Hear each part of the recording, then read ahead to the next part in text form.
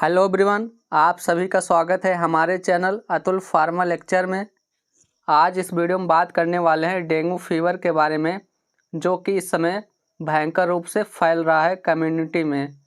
तो आज हम जानेंगे कि डेंगू फीवर क्या होता है और डेंगू फीवर किन किन कारण से फैलता है और डेंगू फीवर होने पर कौन से लक्षण होते हैं और कौन सा इसका टेस्ट कराया जाता है और इसका जो प्रॉपर इलाज है। इन सभी चीज़ों को हम एक एक करके डिटेल्स में समझने वाले हैं। तो आइए वीडियो को स्टार्ट करते हैं। तो बात करते हैं कि डेंगू फीवर होता क्या है और इसका कारण क्या होता है। तो डेंगू फीवर एक वायरल इन्फेक्शन होता है जो कि एडीज इजिप्टी मच्छर के काटने से आदमी में फैलता है।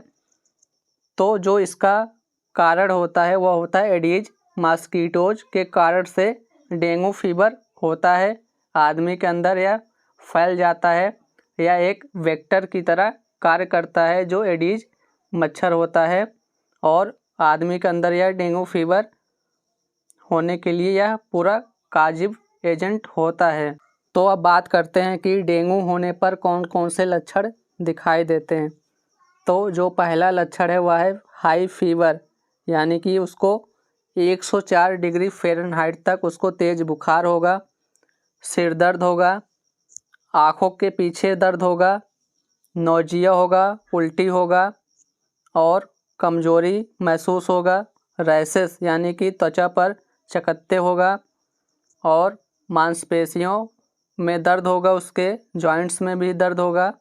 तो ये सभी लक्षण उसको दिखाई देंगे अगर उसको डेंगू फीवर हुआ रहेगा। तो अब बात करते हैं कि अगर डेंगू के लक्षण दिखाई दे रहे हैं तो कैसे पता करें कि डेंगू हुआ है कि नहीं। तो उसके लिए डायग्नोस्टिक टेस्ट कराते हैं, जैसे कि एनएस एंटीजन टेस्ट कराते हैं। इस टेस्ट से यह पता चलता है कि डेंगू पॉजिटिव है या निगेटिव, लेकिन इसमें 1 हफ्ता के अंदर अगर इन्फेक्शन हुआ है तभी इस टेस्ट में पता लग पाएगा। अगर फीवर 1 हफ्ता से ज़्यादा हुए हो गया है तो NS1 एंटीजन टेस्ट में डेंगू डिटेक्ट नहीं हो पाता है, तो उसके लिए डेंगू IgM और IgG टेस्ट कराते हैं। यानी कि अगर फीवर 1 हफ्ता से ज़्यादा हुए हो गया हो तो उसके लिए IgM और IgG टेस्ट कराते हैं। इसमें पता चलता है कि नेगेटिव है या पॉजिटिव है। और जो तीसरा टेस्ट है वह है CBC, यानी कि कंप्लीट ब्लड काउंट। इसमें आपको स्पेशल TLC देखना है और प्लेटलेट काउंट देखना है।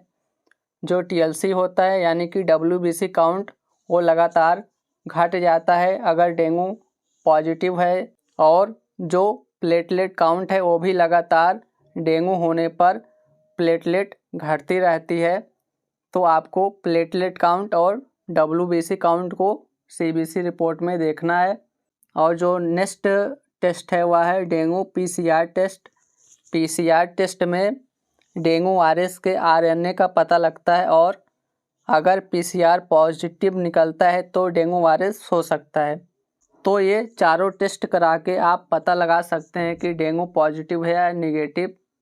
इन टेस्ट से क्लियर हो जाएगा कि आपको डेंगू फीवर हुआ है या कि नहीं। अब बात करते हैं कि डेंगू फीवर होने पर कौन कौन से मेडिसिन दिए जाते हैं ताकि इसका इलाज हो सके।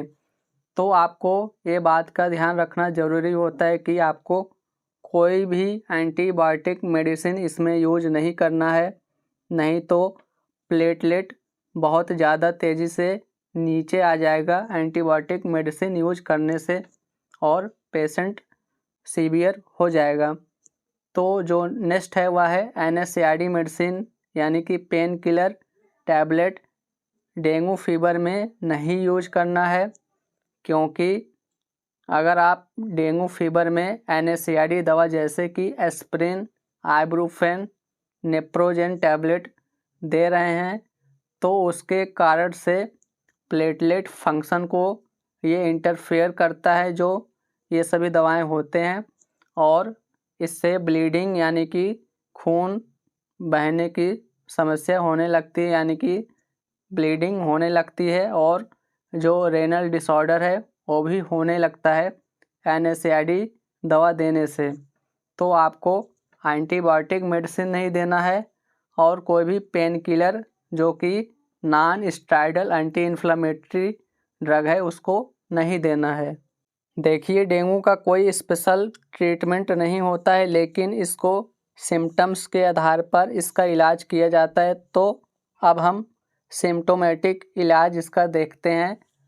तो अगर तेज़ फीवर है तो उसके लिए डोलो 650 mg टैबलेट देंगे, और अगर दर्द भी हो रहा है तो इसमें डोलो 650 mg टैबलेट ही देंगे, क्योंकि आपको NSAID टैबलेट इस्तेमाल नहीं करना है। दर्द होने पर आप डोलो दे सकते हैं, क्योंकि यह एंटीपायरेटिक क्लास की मेडिसिन होती है, और इसको आपको दिन में अधिकतम 3 बार तक दे सकते हैं।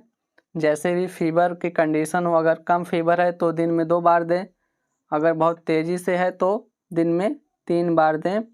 दर्द और फीवर यानी कि बुखार दोनों के लिए डोलो 650 टैबलेट दे सकते हैं। फिर जो आपको सेकंड टैबलेट देना है वह है प्लेटेंजा टैबलेट। प्लेटेंजा टैबलेट का काम होता है जो प्लेटलेट घट रहा है लगातार उसको यह इंक्रीज कर देता है, यानी कि बूस्ट कर देता है, ताकि प्लेटलेट बढ़े और जो समस्या आ रही है वो समस्या दूर हो सके। तो प्लेटलेट बढ़ाने के लिए प्लेटेंजा टैबलेट देंगे। इसको दिन में 2 बार यूज करना है, और इसी के साथ आपको कैरी पिल सिरप देना है। इसका काम भी प्लेटलेट काउंट को बढ़ाना होता है, और प्लेटेंजा के साथ कैरी पिल सिरप भी देना है ताकि तेज़ी से प्लेटलेट काउंट बढ़ सके। और जो इसका डोज है आपको 3 बार 10 ml दिन में देना है कैरी पिल सिरप को।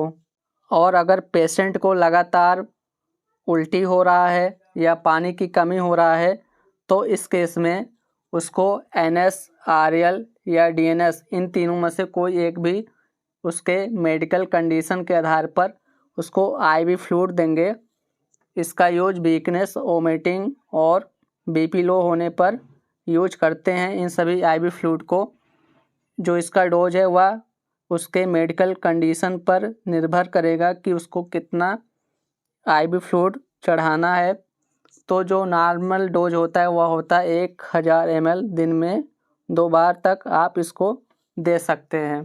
तो अगर इन सभी ट्रीटमेंट देने पर भी पेशेंट का प्लेटलेट काउंट में इम्प्रूव नहीं हो रहा है और पेशेंट का प्लेटलेट लगातार घट रहा है और उसकी स्थिति गंभीर होती जा रही है, तो उसको ज़रूरत है प्लेटलेट ब्लड इन्फ्यूजन चढ़ाने की, यानी कि उसको आप प्लेटलेट चढ़ाएं ताकि जो उसका प्लेटलेट तेज़ी से घट रहा है वह तेज़ी से बढ़ सके, जो प्लेटलेट काउंट है वह बढ़ जाए और अपने जो उसका नॉर्मल रेंज होता है उस पर आ जाए। और जो इसकी डोज होती है वह उसके मेडिकल कंडीशन पर निर्भर करता है कि कितना प्लेटलेट उसको चढ़ाना है। तो प्लेटलेट चढ़ाकर उसकी स्थिति सुधारी जा सकती है। तो दोस्तों, ये था डेंगू का पूरा इलाज। अगर आपको वीडियो अच्छी लगी तो वीडियो को लाइक कीजिए, अपने दोस्तों के साथ शेयर कीजिए और अतुल फार्मा लेक्चर को सब्सक्राइब कीजिए। Thanks for watching this video.